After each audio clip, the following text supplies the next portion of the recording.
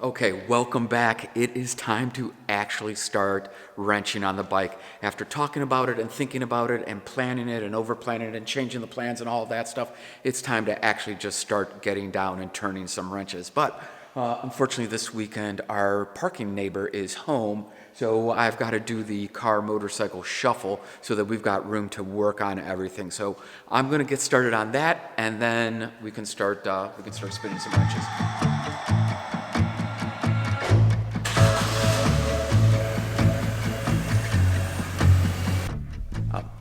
Fortunately, nobody's parked in the spot across from us, so I'm just going to dump the car there for right now.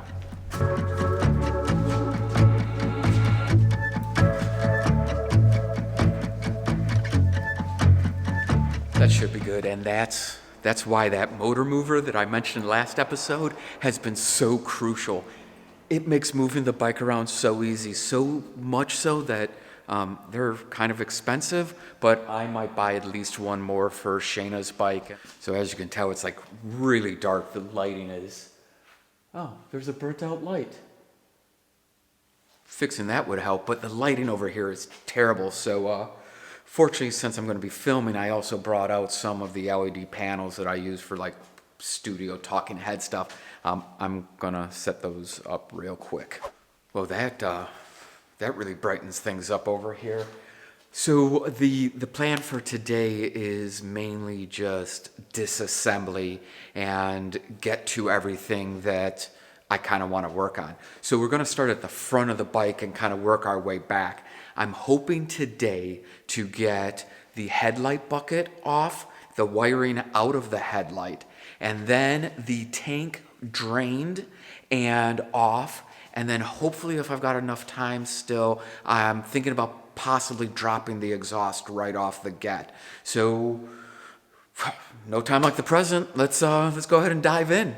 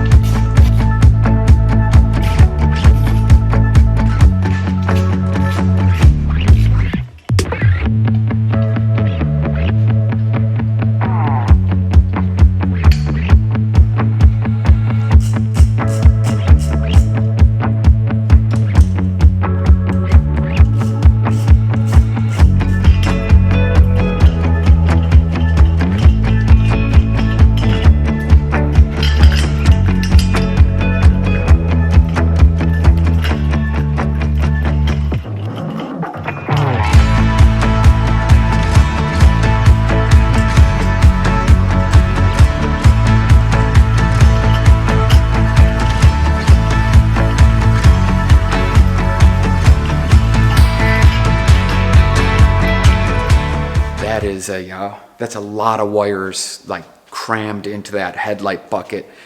There's no real rhyme or reason to the methodology of how to get them out. I started with the smallest connectors first to make room in the hole so that it cleared up more space for the big connectors. Because some of the connectors under there they're a fairly substantial size to fit through there.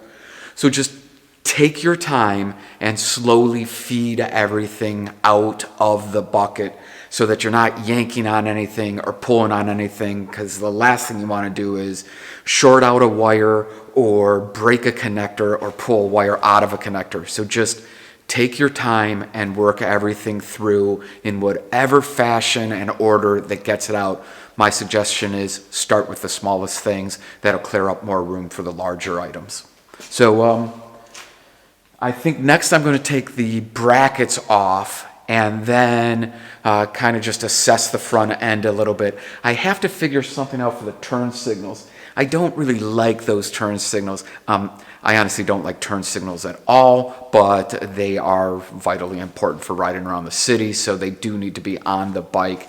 So I want to make them as small as I can, but still keep them visible. So I am going to pull off the black brackets. Then I am going to assess the front end to see if I can figure a way to mount some new turn signals.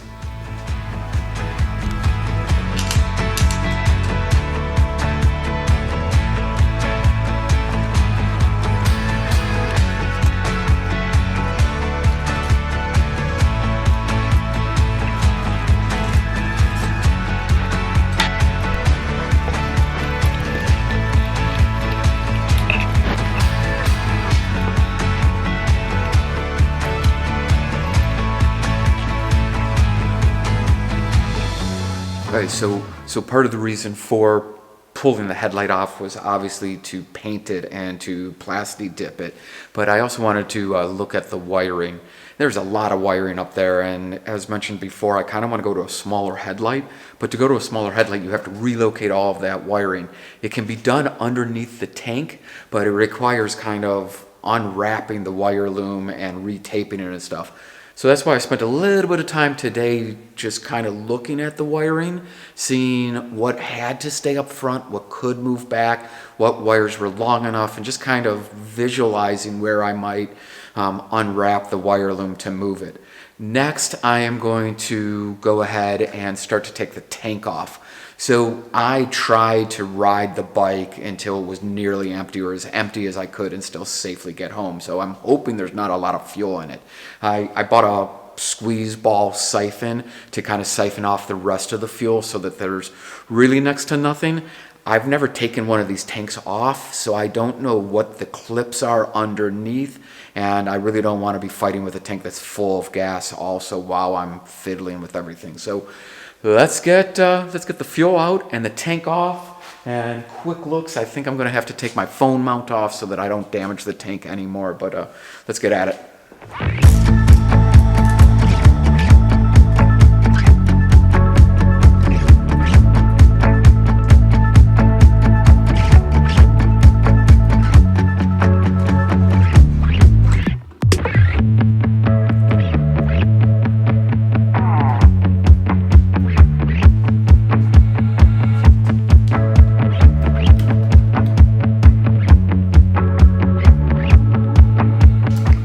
Okay, that was quick, and don't worry, I'm not going to store gas in the garage in the jerry can. I'm just going to go ahead and dump it right into our car, so that I'm not a fan of storing gas in gas cans in garages.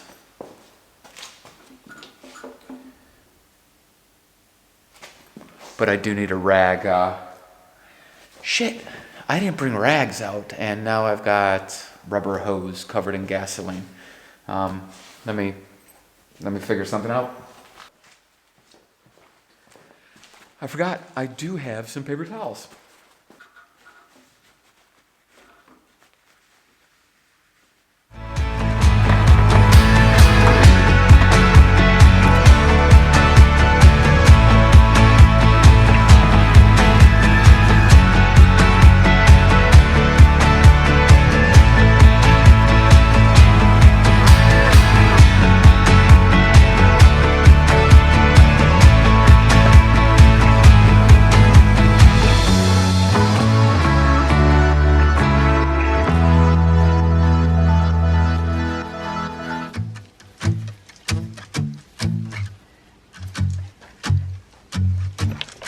Make sure you kind of cover, plug, some way seal off your fuel line. You don't want to leave it open and exposed for any length of time.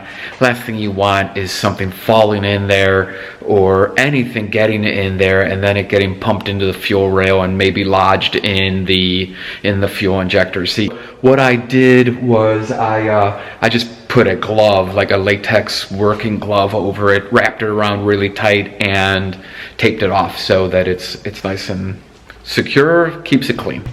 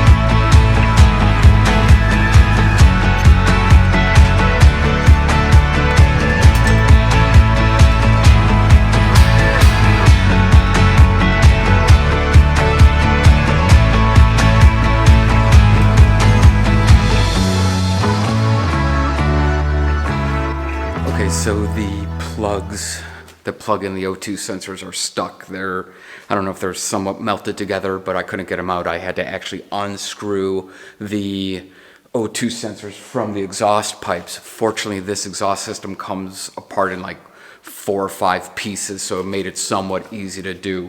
Just don't touch the wrapping. The stuff just gets in your skin and it's just gonna annoy the crap out of you for the next 2 or 3 days. I already messed with this once today on a friend's bike, so this time I put the gloves on.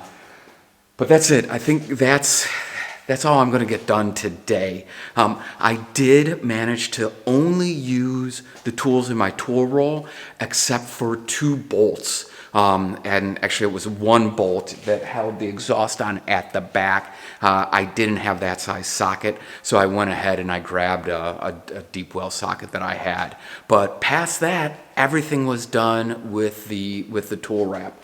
Now I have a huge mess here that everything is just laying all over the floor. So I'm going to go ahead and I'm going to start cleaning up. Thanks for watching. I will pick this back up the next time I come up to work, but this was a great start as far as I'm concerned. Got a lot of the tedious good projects started. So next is to wrap the exhaust and then play with the wiring harness. Thanks for watching, and until next time, subscribe. If you like this, please subscribe below. Thanks.